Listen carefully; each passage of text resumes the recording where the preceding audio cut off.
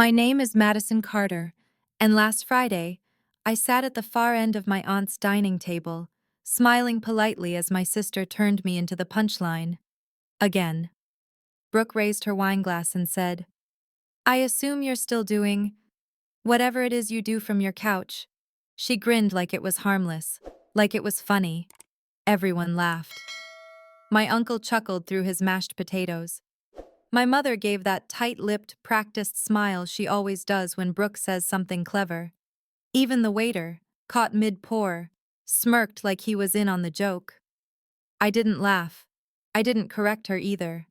That's always been Brooke's role: shiny, polished, articulate. She works in corporate PR and introduces herself with job titles that come with buzzwords and acronyms.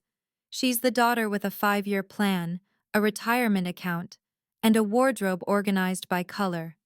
And me, I was the girl with no office, no business cards, and no respectable job description you could say in under 5 words. At least, that's how they've always framed it. It wasn't the first time she said something like that. Not even the 10th. But that night, something in me shifted. Not because her words cut deeper. They didn't. I'd grown a callus over that spot years ago. It was the way no one paused, the way no one even looked in my direction before they laughed. Like I wasn't sitting right there. Like I was a character she created, and not someone with a pulse, a history, and a mortgage. I could have spoken up. I could have cleared my throat and said, "Actually, Northbridge Strategy closed 3 contracts this week." Or, "We just onboarded a client your firm couldn't even land." But I didn't.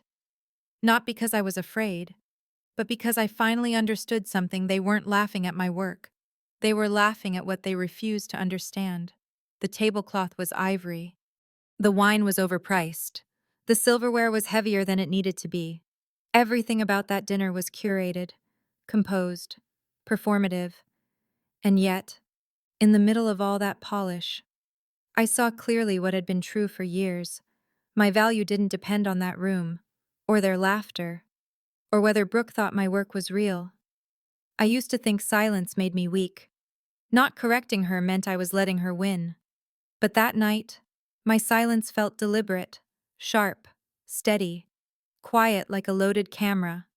I didn't need to clap back. I just needed to keep building. Because one day soon, the same people laughing would have to ask who exactly I was. And that would be the last time I let her speak on my behalf. ChatGPT'd and I didn't always know I'd walk away.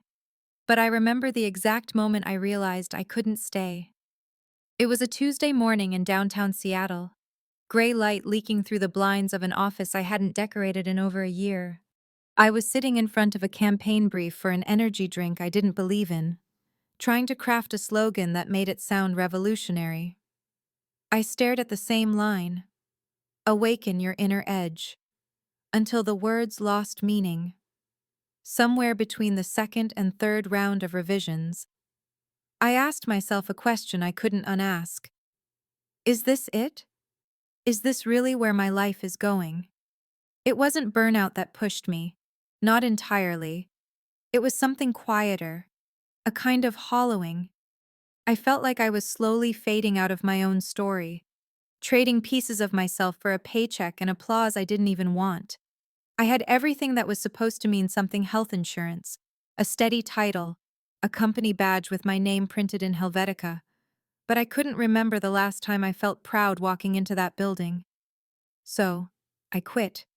No dramatic exit, no yelling, no final email with bolded text.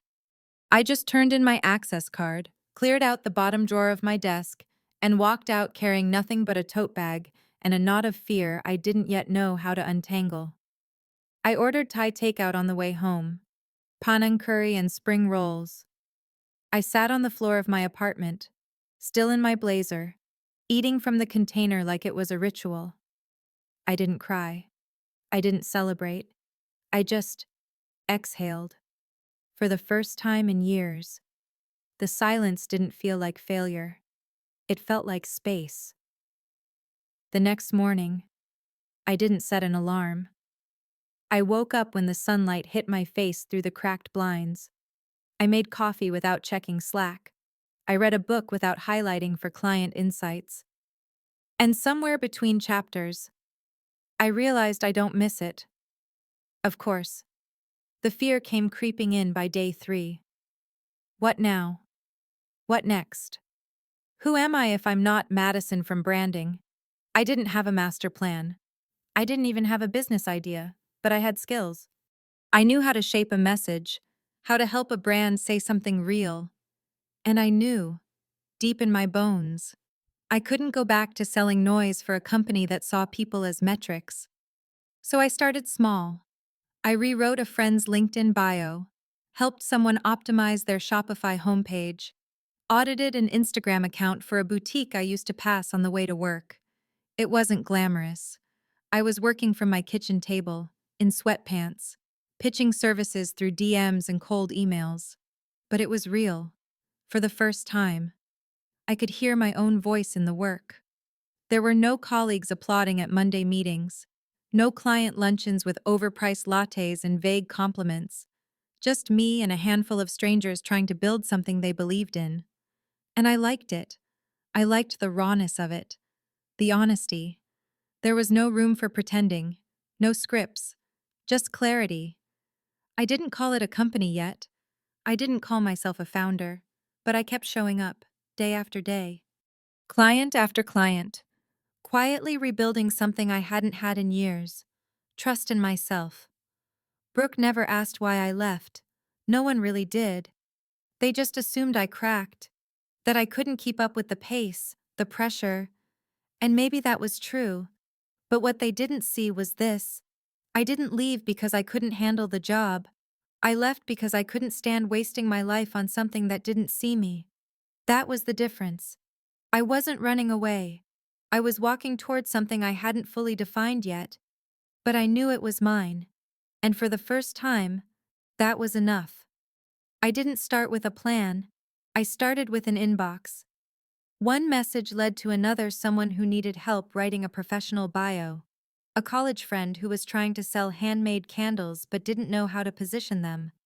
A referral from a friend of a friend who had no clue why her Etsy traffic had dropped. It wasn't glamorous, and it definitely wasn't consistent.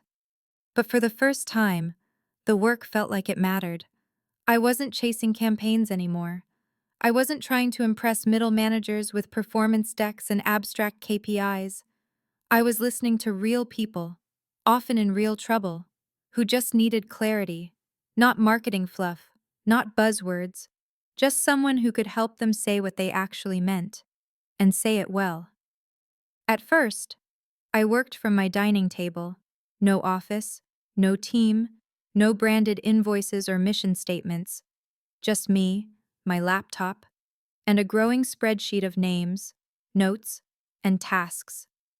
I'd sit there in old college sweatshirts, sip reheated coffee, and jump between editing product descriptions and explaining the difference between reach and engagement to a local dog trainer who had just discovered Instagram Reels. The jobs were small, a tagline here, an email rewrite there. Sometimes it was just me coaching someone through how to explain their service without sounding like they were begging for attention. But I loved it. Every piece of work I sent out carried my fingerprints. And the people on the other end weren't just clients. They were underdogs, like me, hustling quietly, building slowly, hoping someone might finally see them. And somehow, those quiet wins kept the lights on. My bills got paid. Rent showed up on time. I stopped holding my breath when I checked my bank account. It wasn't overflowing, but it was enough. Enough to sleep, enough to breathe, enough to believe that I hadn't made a mistake walking away. No one in my family asked what I was doing exactly. Not really. Brooke once said, so, like, freelance marketing in the same tone you'd use to describe someone house-sitting for fun. I nodded. Let her keep it vague. If they couldn't name it, they couldn't criticize it. That silence turned out to be a gift. Because while they weren't watching, I was building, client by client, call by call, feedback form by feedback form. I tracked what worked, tweaked what didn't, and learned how to sell without sounding like I was selling. I wasn't selling myself as an expert. I was just helping people who were tired of being ignored. People who couldn't afford $10,000 rebrand, but still deserved to be taken seriously. People who didn't speak the language of marketing, but knew exactly what they stood for. I started recognizing patterns.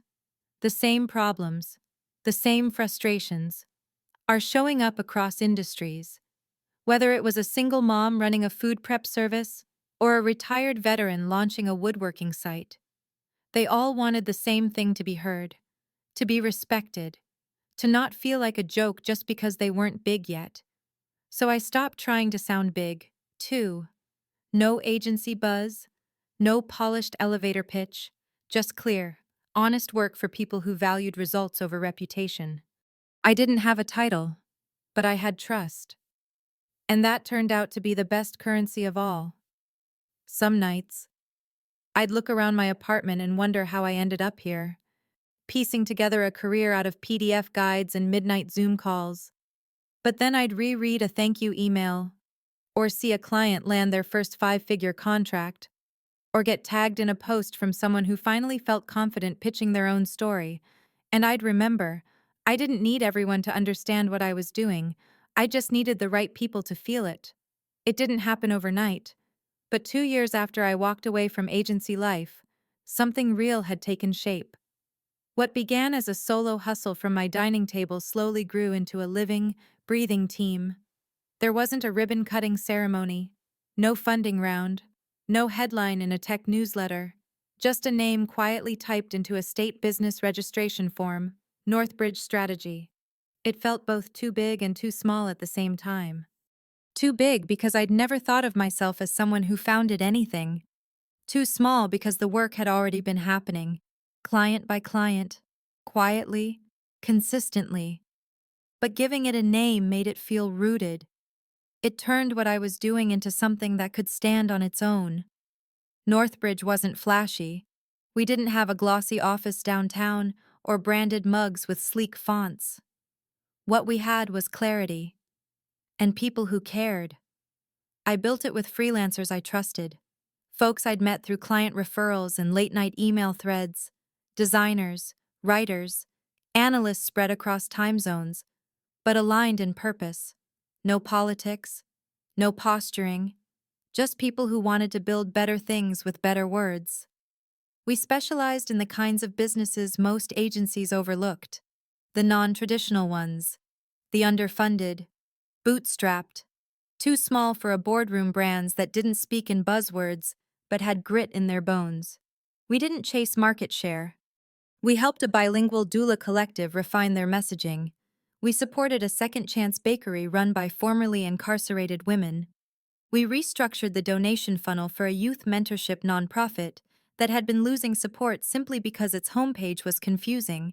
None of those projects made headlines, but they made a difference. Every time a client told us, "This finally sounds like us," I knew we were doing something right. We weren't just offering strategy, we were offering dignity, a way to show up in the world that didn't require pretending to be bigger, louder, or more corporate than they were. And we did it all remotely. Calls from living rooms, Google Docs with midnight comments, Slack threads that ran across 3 time zones. No commute, no overhead, no distractions, just work that worked. That was the part no one seemed to believe at first: that you could build something meaningful without an office, without a corner desk, without wearing shoes half the time. But I'd learned early on respect doesn't come from real estate. It comes from results. Northbridge Strategy wasn't a placeholder anymore. It had structure, process, and rhythm. We had a monthly strategy brief that agencies began subscribing to quietly, some of them the same ones that had never returned my emails when I first started. We weren't big, but we were growing, slowly, intentionally, on our terms. Brooke still didn't ask much about what I did. If anything, she seemed more confused by how calm I'd become. At family events, she'd still introduce herself with her latest title update. I'd smile, offer no counter, I didn't need a title to prove what I was building. What mattered more was that I knew who I was, what I stood for, and that the people I worked with trusted me enough to let us shape their voice. Northbridge wasn't about scale. It was about service. It wasn't trying to dominate an industry. It was trying to make space for people who'd been ignored and won. And the truth is, I liked being underestimated. I liked building in the quiet. It gave us room to be honest, nimble, and real. No billboard campaigns, no viral moments, just good work with good people, day after day, client after client. We didn't need to be seen to be successful. We just needed to keep showing up. It was a Sunday dinner at our parents' house. Roast chicken, linen napkins, the usual effort to make things feel polished, even when everything underneath wasn't. Brooke had arrived in a navy sheath dress and heels too high for hardwood floors. She brought wine, made a toast, and updated everyone on a new title at her firm. Senior Communications Advisor, Pacific Region, she said, like it was both inevitable and overdue. My mother beamed. My father nodded with quiet approval. Then someone asked what I'd been up to lately. Before I could open my mouth, Brooke waved a dismissive hand and said, Madison, oh, she sells positivity from her living room. It's adorable. Actually, she didn't look at me. She didn't need to. The whole table chuckled, polite, indulgent, like I was a golden retriever who had just learned to balance a treat on her nose. I smiled, not because it was funny, but because I'd already learned, long ago, that trying to explain what I did to people who had no intention of listening was a losing game. To them, work was still measured in square footage and fluorescent lighting. If you didn't have a parking pass or a water cooler, it wasn't real. If your job didn't come with a name badge or an org chart, it must be temporary, decorative, soft.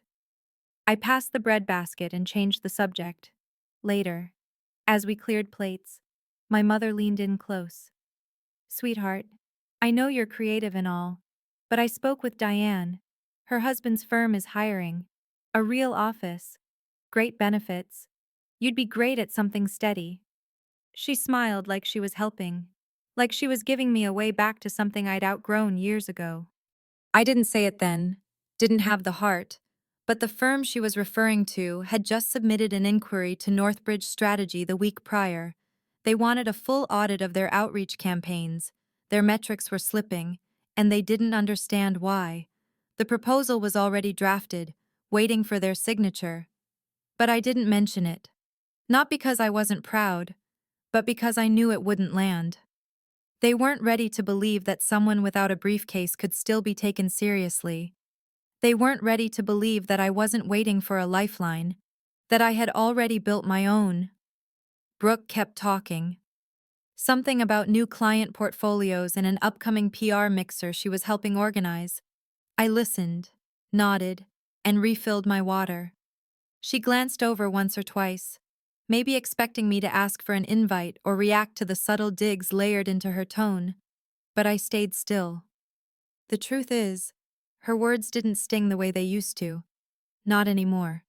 Because while they saw me on my laptop in joggers, editing case studies and building client decks, what they couldn't see was everything behind it. The network, the retention rate, the clients who had found their voice because of the strategy I'd written. They couldn't see the late nights, the quiet victories, the respect I'd earned not through titles, but through trust. They still thought I was figuring it out, that I was dabbling, drifting. What they didn't know was that Northbridge had already helped over 30 small businesses find their place in an overcrowded market, that I was running a 6-person remote team, each of them doing work that mattered, that I was turning away clients, not begging for them. But I didn't say any of that. I didn't need to. Because success doesn't always look like what they expect. Sometimes it wears sweatpants, sits in a rent-controlled apartment, and rewrites the rules from the ground up. Sometimes, the one they think is lost is actually the one who finally found her way. The email came late Tuesday afternoon. Subject line: You should come to this. It was from Brooke. Attached was a digital flyer for a networking mixer her firm was co-hosting, something sleek and over-designed, all jewel tones and abstract swirls. Downtown Seattle, Thursday evening, light bites, great connections. The text promised. Beneath it, Brooke had added a casual note. Figured you might want to get out of the house. No pressure. It read like a favor. Like a charitable hand extended from someone whose heels had never once scuffed. I stared at it for a while. My first instinct was to ignore it. I didn't have the energy for small talk and passive-aggressive introductions. I didn't want to stand in a room full of name tags and curated smiles, trying to explain why I didn't have a title they could pronounce. But something, maybe curiosity, maybe instinct, made me scroll down to the guest list. That's when I stopped. Halfway down the page were names I recognized. Not personally, but professionally. Founders, brand directors, mid-level agency players, people who had followed Northbridge's monthly brief, people who had downloaded our framework on ethical brand voice, a few who had even reposted our strategy templates on LinkedIn, without ever giving credit. I kept scrolling. A name jumped out, then another. One of them had inquired through a back-channel form, asking for a discovery call, but never followed through. Another had used our structure in a webinar last fall. Their logos weren't on our site, but I knew their decks. I leaned back in my chair. The irony was sharp. Brooke had no idea that the event she'd invited me to, as an afterthought, was full of people who'd already been orbiting my work. She thought she was offering me an escape from obscurity. What she didn't realize was that I was walking into that room with leverage she couldn't see. Still, I didn't respond right away. I gave it a day. Then I replied with 2 words. Send details. That Thursday, I pulled out one of the only blazers I still owned, paired it with a crisp shirt and ankle boots. Simple, clean. Not for them. For me. I didn't need to impress anyone. I just needed to walk in knowing exactly who I was. The mixer was held in a loft-style venue near Pike Place. Exposed brick, hanging Edison bulbs, the kind of place that tried hard to look effortless. The crowd was full of people who made networking look like performance art. Half handshake, half elevator pitch. Brooke spotted me near the entrance. Hey, you came, she said, a little too surprised. She offered me a glass of rosé and an air kiss that didn't land. Her hair was perfect, her voice is confident. She looked like someone who'd planned this entire evening to be her stage. This is my sister, Madison. She told a colleague. She does digital stuff. Then she turned, already halfway through her next sentence, before I could even respond. Digital stuff. Not a founder, not a strategist, not the reason half the people here had unknowingly reorganized their internal branding systems. Just stuff. I didn't correct her. I didn't need to. Because the room didn't know it yet, but some of them were about to recognize exactly who I was. ChatGPT'd and I. The room buzzed with the sound of curated ambition, glass clinks, low laughter, business cards sliding between fingers like playing chips. I stood near the bar, half listening to a conversation about AI metrics while nursing a sparkling water I didn't ask for. Brooke had drifted off to mingle, perfectly in her element, every gesture rehearsed to appear effortless. When she returned, it was with a colleague in tow. Madison. This is Jason from Content. Jason, my sister. She does digital strategy stuff, she said, the way someone might describe a neighbor who sells crafts on Etsy. Jason gave a polite nod. I gave a professional smile. Nothing more. Brooke didn't stay to introduce me further. She was already looking past me before she finished her sentence. I turned my attention back to the crowd, faces blurred slightly under the warm lighting. But I scanned the room anyway, recognizing a few from LinkedIn profiles and podcast panels. And then, like something shifting just off axis, the energy around me changed. Not loud, just sharper. A man walked in from the far end, tall, composed, carrying a glass of something dark and neat. He didn't speak loudly. He didn't have to. People made space around him instinctively, like he was gravity. I didn't need a name tag to know who he was. That was Graham Whitaker, Brooke's boss.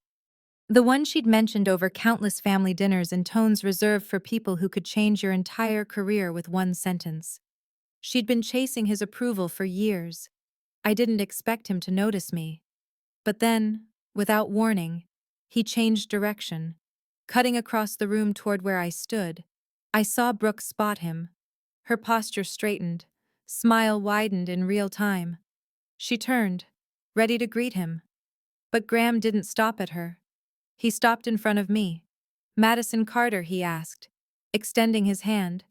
His tone was calm, intentional. I blinked. "Yes." He nodded, lips curving slightly. "I've been following your work. You're the one behind Northbridge Strategy, aren't you?" Brooke's mouth opened, closed. She looked from me to him, visibly trying to compute what was happening. "Yes, I am," I said evenly, shaking his hand. "I have to say," he continued, "your framework on narrative integrity for founder-led brands, we've referenced it more than once. My team's been circling some of your materials internally." He paused, then asked with complete seriousness, "Are you still hiring?" Brooke's wineglass tilted just slightly in her hand. She didn't speak. I held Graham's gaze and smiled. Quietly. "Yes. We're expanding with care." "Well," he said, "if you're ever open to collaboration, I'd love to set up a conversation. What you're building, frankly, it's more efficient than some of what we've spent months trying to design in-house." I nodded. "I'd be happy to." He gave a polite nod, then excused himself to greet someone across the room. The silence he left behind was thick enough to drown in. Brooke finally turned to me, her voice low. You know Graham?" "No," I said. "He knows me." She didn't respond right away. Her expression was unreadable, like someone trying to replay a conversation they weren't invited to. There was no joy in watching her unravel, no vindication, just stillness. Because for the first time, I wasn't standing in her shadow. I was standing in my own light, and that, without needing a single word more, was enough. Brooke didn't speak to me for 3 days. No text, no call, not even one of those passive-aggressive likes on my Instagram stories. Just silence. Wide, deliberate, and unfamiliar. For someone who thrived on control, on narrative, on being one step ahead, that quiet said more than any comeback ever could. I didn't chase it, didn't wait by my phone, didn't wonder what she was thinking. Because the truth was, I already knew. She was recalculating, rewriting a story in which she'd always been the lead, the example, the one who knew better. And now, standing in the ruins of that narrative, she couldn't find the words. The silence wasn't out of anger, it was out of confusion. And strangely, that didn't feel like a victory. It felt like a release. I went back to work the next morning like nothing had happened, answered emails, reviewed a pitch deck for a nonprofit based in Denver, and edited a voice guide for a new skincare brand out of Atlanta. There was comfort in the routine, in knowing that the world I'd built didn't hinge on one moment, or one reaction, or one person finally waking up to what I'd done. That mixer had changed nothing in my business, but it had changed something in me, because for years, I'd let Brooke's perception of my work hover over me like a fog I couldn't shake. I didn't realize how much I'd internalized it, how often I filtered my own accomplishments through her imagined reaction. Would she scoff? Would she roll her eyes? Would she call it a hobby under her breath while sipping Pinot? But now, she didn't say anything. And that, surprisingly, was enough. There's something liberating about not needing to be explained. About standing in a room where someone powerful recognizes you, not because you demanded to be seen, but because your work made it impossible not to be. I didn't want an apology. I didn't need a belated clap on the back or a sudden shift in tone over brunch. I just wanted the dismissiveness to stop. The assumption that I was waiting to be saved, that I needed her roadmap to have any worth of my own. And in that quiet, that finally happened. It wasn't a grand turning point, just a soft undoing. The moment when someone who always talked over you suddenly had nothing left to say. Not because they were silenced, but because the weight of their own misunderstanding had finally landed. I sat on my balcony that third night, watching the Seattle skyline blink quietly in the distance. My inbox was full. My team had wrapped up 2 client projects early. I felt steady, not triumphant, not loud, just deeply, quietly steady. Sometimes people think power is about confrontation, about saying, "Look at me, look what I've done." But more often, it's in the stillness, in knowing who you are so completely that someone else's inability to understand you doesn't move you anymore. Brooke's silence didn't shake me. It freed me. And for the first time, her absence didn't feel like a void. It felt like space. ChatGPT deny. On the 4th day, Brooke texted, just 2 words. Can we talk? I stared at the message for a while, letting the weight of it settle. Not because I didn't know what to say, but because, for once, I didn't feel rushed to say anything. I wasn't bracing for a confrontation. I wasn't rehearsing a defense. I was still. I replied an hour later. Coffee on Rainier, tomorrow, 2 p.m. She showed up on time. Almost. Her hair was pulled back, but not in its usual sleek precision. No heels, no designer bag. She wore flats and a blazer that looked like it had been worn twice before being pressed. For Brooke, that was a signal. Something had cracked. We sat at a small window table, tucked away from the hum of the espresso machines and the college students typing furiously behind us. She stirred her coffee 3 times without taking a sip. I waited. When she finally spoke, her voice was quieter than I expected. I didn't know, she said. I raised an eyebrow. Didn't know what? She swallowed. That you were doing all of that. That you'd built something real. Something people, important people, actually follow. I didn't say anything. I didn't need to. She looked down at her cup like it might rescue her from the moment. Then she said it. I think I was jealous. I blinked. You got out, she continued, not meeting my eyes. You stepped away from the whole thing, the titles, the ladder, the need to constantly perform, and somehow, you still built something. Meanwhile, I've been chasing every promotion like it's oxygen, and half the time I can't even breathe. She looked up then. Her face was tired, not in the superficial sense, but in the deep, soul-level way that comes from running too long without knowing why. I thought I was ahead, she whispered. But that night, when Graham walked up to you, I realized I don't even know what ahead means anymore. I leaned back, letting her words linger between us. There was no joy in watching her unravel, no secret satisfaction, just a strange calm. I resented you, she admitted, because you didn't need to be seen to keep going. And I've always needed the spotlight just to feel real. There it was, the root. I nodded, slowly. You've always been good at being seen. Yeah, she said. But I'm not sure I've ever been understood. That line stayed with me. I thought of all the dinners where she filled the silence with her achievements, all the introductions where I became a footnote, all the ways she kept the spotlight on herself. Not out of arrogance, but maybe out of fear. Fear that if she didn't stay visible, she might disappear. I'm sorry. Madison, she said finally. Her voice wasn't sharp, Not defensive, just honest, unperformed. I looked at her, really looked, and I believed her.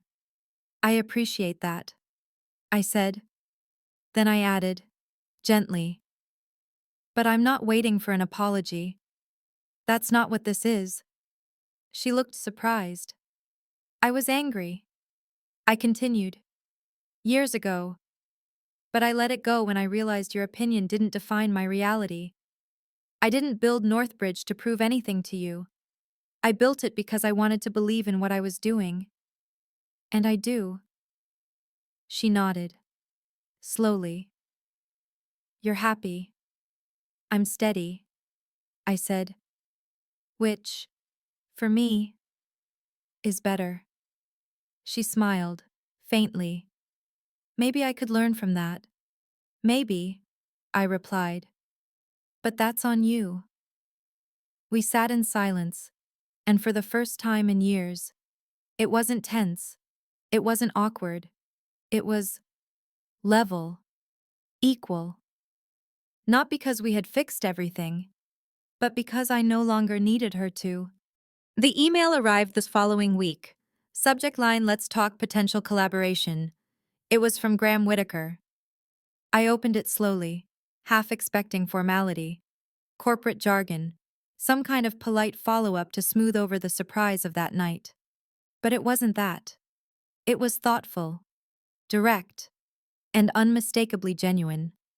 He wrote, "We've been revisiting our internal communication systems, and quite frankly, we keep circling back to the structure you laid out in your ethical brand frameworks. There's a clarity there that our team hasn't been able to replicate. I'd love to explore what it might look like to bring Northbridge strategy in for a consultation." No mention of Brooke. No reference to the mixer. Just respect. Plain and professional. I let the message sit in my inbox for a full afternoon. Not because I was hesitant about the work. I wasn't. I knew we could help.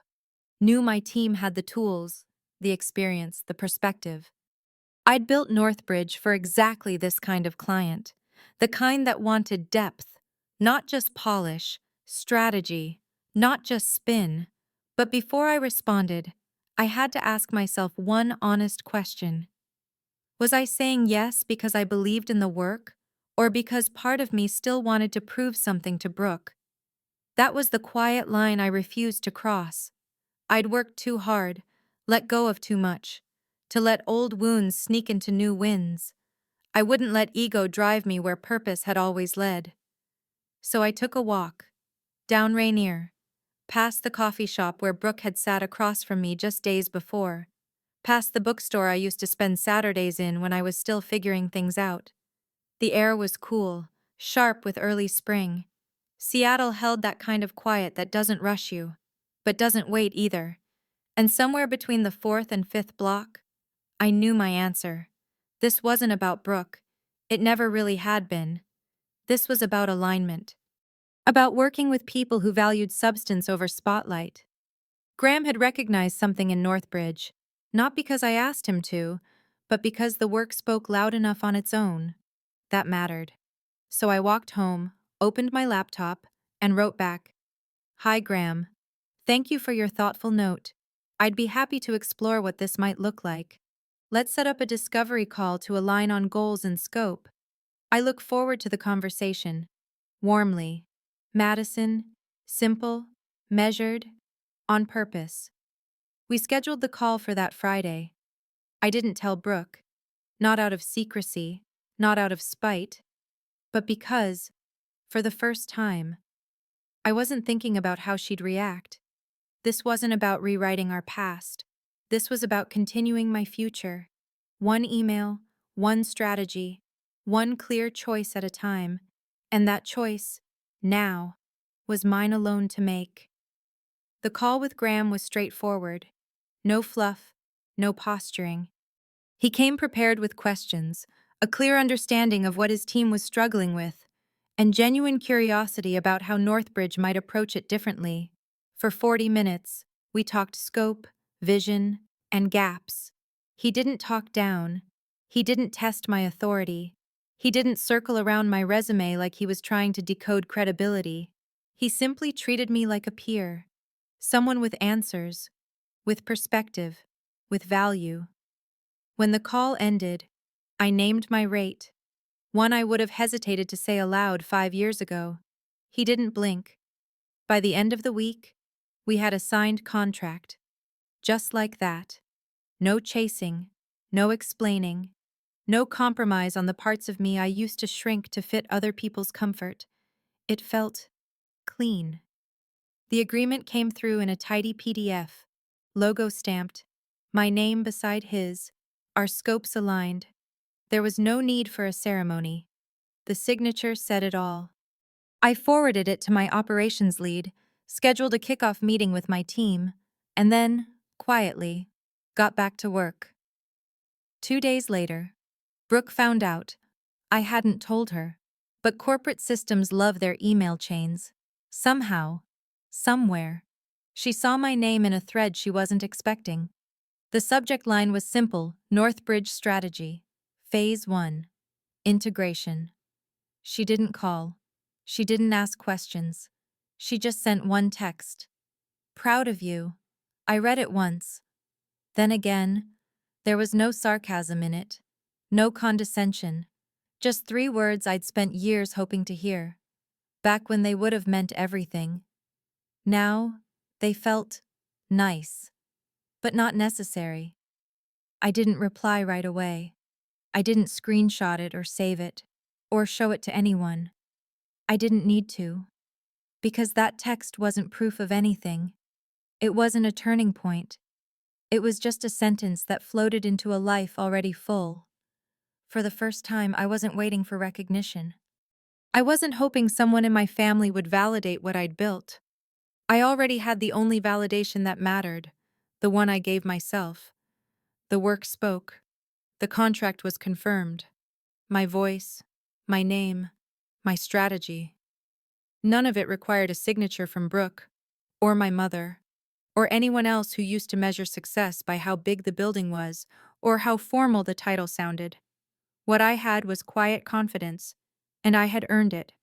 I slipped my phone into the drawer, closed my laptop for the day, and stepped out onto the balcony. The Seattle sky was cloudy, but bright, the kind of light that doesn't blind, it reveals. And standing there, I realized something simple, something steady. I hadn't asked for permission, and I never would again. The reservation was for 7, tucked in the back corner of a small bistro in Fremont, with warm lighting and wood tables that creaked just enough to feel lived in. No name tags, no briefcases. Just 6 people I trusted, all in jeans and second-day hair, leaning into the laughter between courses like they belonged there. We were celebrating, not a press release, not a funding milestone, just the signing of a contract that meant stability for the next 6 months, and the quiet truth that we had built something that worked. Northbridge Strategy wasn't flashy. We didn't trend. We didn't host panels or post viral LinkedIn threads. But we showed up. We did the work. We made people feel seen. And more importantly, understood. The team was small jewels, who could design clarity out of chaos. Marco, the analyst who translated numbers into narratives. Tess, our operations lead, with a sixth sense for deadlines. Imani, our writer with a poet's ear and a strategist's brain. Raj, who handled onboarding like an art form. And me, still getting used to being called our founder. Dinner was loud in the best way. Stories that spiraled into side conversations. Wine was passed down in mismatched glasses. And when the check arrived, no one reached for it with ceremony. We split it evenly, the way we always had. That's the thing about building something. Real hierarchy disappears when the foundation is trust. As the plates were being cleared, Jules raised her glass. Her voice wasn't loud, but the room seemed to still itself anyway. To Madison, she said, for building the kind of company we actually want to stay in. There was a beat of quiet. Then everyone clinked their glasses to mine. I didn't make a speech. I just smiled. thanked them, let the moment land. Because this was what I'd been chasing, even when I didn't have a name for it. Not a seat at someone else's table, not applause from people who never looked up before. Just this, a room full of people who chose to show up, who wanted to build something better, and chose to do it with me. Brooke's text still sat in my inbox, unread again. It wasn't bitterness. It just wasn't the point anymore. I didn't need my family to clap. I didn't need to be the story. They finally understood, because I had already written mine, and I wasn't going anywhere.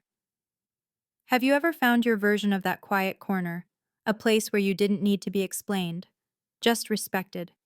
Share your thoughts in the comments below. And if stories like this speak to you, don't forget to like, subscribe, and hit the bell so you'll be the first to hear the next one. Because sometimes the most powerful stories are the ones we almost never tell.